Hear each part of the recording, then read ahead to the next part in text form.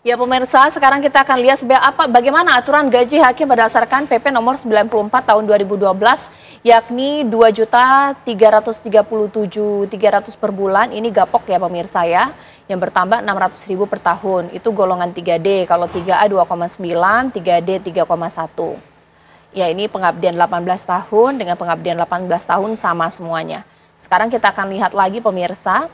Kalau golongan 4A 2,4, 4E 2,8, 4A ini 3,2, golongan 4E untuk pengabdi 18 tahun ini 3,7. Ya. Ya baik. Dan ini juga untuk ketua hakim sekitar 17,5 juta, wakil ketua 15,9, hakim ketua 14,6. Ya. Baik, ini besaran tunjangan saat ini pemirsa, ketika ada penyesuaian nanti kita akan lihat besaran seperti apa. Untuk pengadilan 1B 20 juta sekian, wakil ketuanya 18 juta sekian, hakim utama 17,2 juta. Baik, untuk ketua hakim 1A, kategori 1A 23, ketua hakim, wakil ketuanya 21, hakim utamanya 20,3 juta.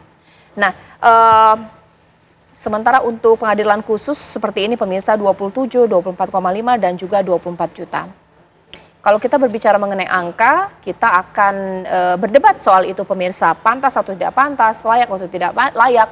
Semua orang akan punya alibinya masing-masing. Sudut pandang masyarakat mungkin uang itu besar, tapi untuk pekerjaan yang diemban oleh seorang hakim, kita juga harus mendudukan ini secara objektif. Tapi saya mau tanya kepada Pak Fauzan. Pak Fauzan, namanya juga hakim ini adalah wakil Tuhan dalam hal hukum, begitu menjadi tonggak hukum di Indonesia dari sudut pandang masyarakat. Jikalau tunjangannya ini dinaikkan, disesuaikan karena tidak pernah naik dari 2012, apakah serta-merta atau seberapa yakin Pak Fauzan bahwa ini akan meningkatkan integritas para hakim?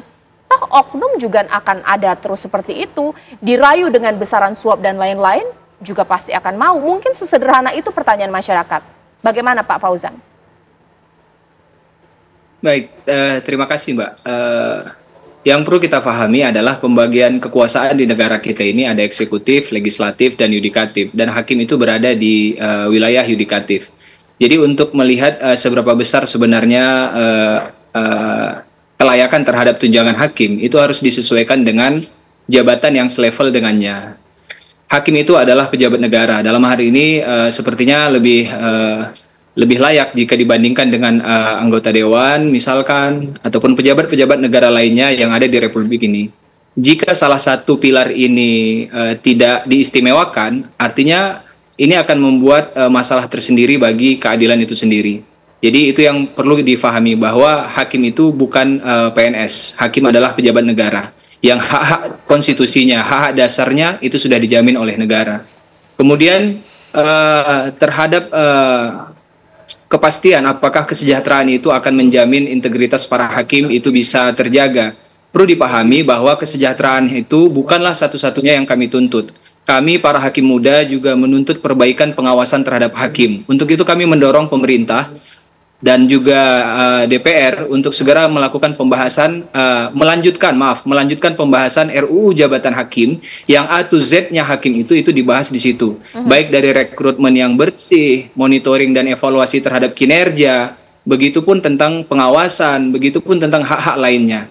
Karena kami yakin, Mbak, bahwa kesejahteraan itu bukan satu-satunya variabel yang bisa menentukan hakim akan berintegritas. Tentu harus dibarengi dengan perbaikan sistem pengawasan itu sendiri. Pak Fauzan, demikian, ini harus beriringan, tidak bisa dipisahkan. Ini karena waktunya singkat sekali, terakhir untuk Pak Fauzan pertanyaan, ini kan ada jadwal ya untuk melakukan aksi cuti ini 7 sampai 11 Oktober. Sementara Presiden terpilih Prabowo Subianto kan sudah angkat bicara dan akan memperhatikan. Nah, ini mau dilanjutkan tetap sampai tanggal 19 dengan konsekuensi sidang-sidang pasti banyak akan terbengkalai.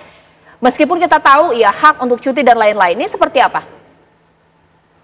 Ya, kami pastikan tidak ada sidang yang terbengkalai, Mbak. Sebab sidang-sidang yang sudah dijadwalkan sejak lama dan juga sidang-sidang yang membutuhkan penanganan cepat, kami mendorong hakim-hakim yang lain yang harus juga segera menyelesaikan itu. Itu yang pertama. Kemudian terhadap tanggapan kami atas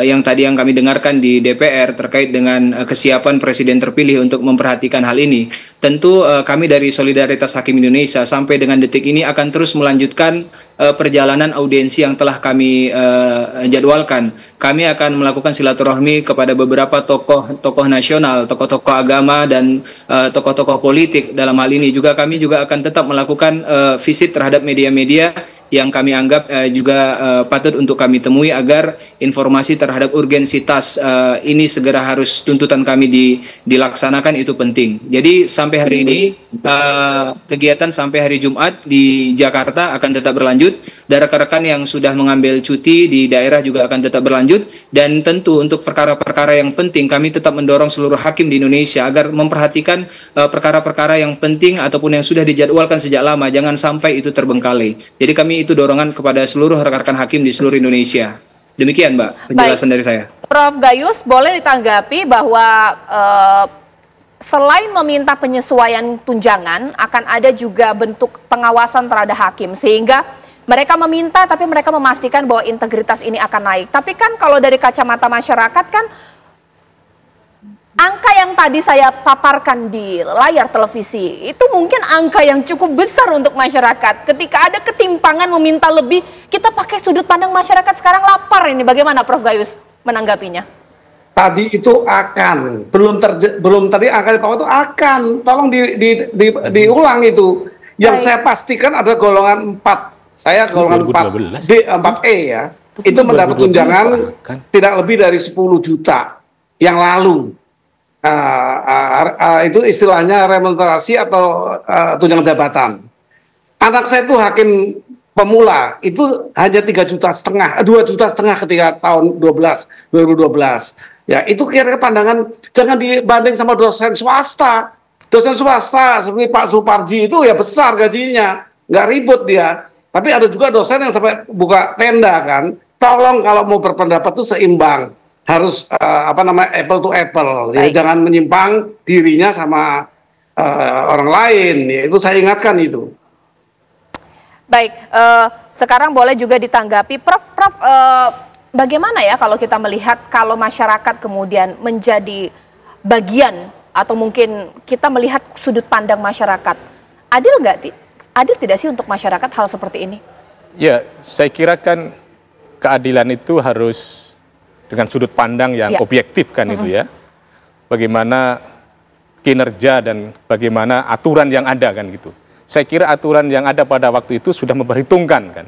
Nah kemudian ketika sekarang ada soal revisi, ya menurut saya yang patut diperjuangkan adalah bagaimana dengan mekanisme formal kan gitu. Kalaupun tadi dijawab bahwa sudah pernah ada itu, saya kira tinggal diperkuat saja. Tanpa harus ada kemudian aksi cuti bersama. Keadilan tertunda sama saja dengan tidak ada keadilan. Yang artinya tidak boleh ada keadilan yang tertunda. Jadi untuk itu menurut saya mengapresiasi upaya membela hak-haknya tadi. Tetapi kemudian yang kedua juga penting adalah sejauh mana kedaruratan tentang kesejahteraan hakim itu. Sehingga menjadi ada alasan yang kuat.